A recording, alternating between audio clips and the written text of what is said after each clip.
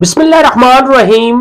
हजरत इमाम अली अलैहिस्सलाम की खिदमत में एक शख्स आके पूछने लगा, या अली, वो कौन सा इंसान है जिसके साथ जिंदगी गुजारना बहुत मुश्किल है और वो अपने साथ साथ अपने से जुड़े लोगों को भी बेसुकूनी और तजलील देता है।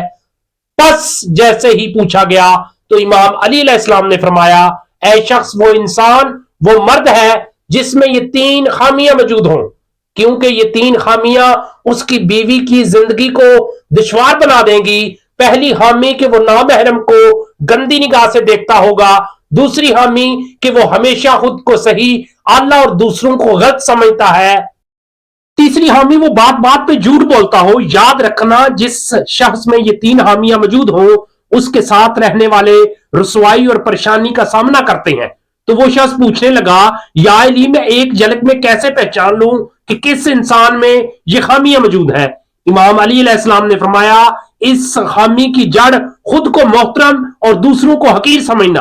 तुम जब भी किसी इंसान से मिलो, देखो कि वो लोग जो हसीयत में उससे कम है उनसे वो किस तरह मिलता है, और जो लोग हसीयत में उससे बड़े हैं उनसे वो कैसे मिलता है।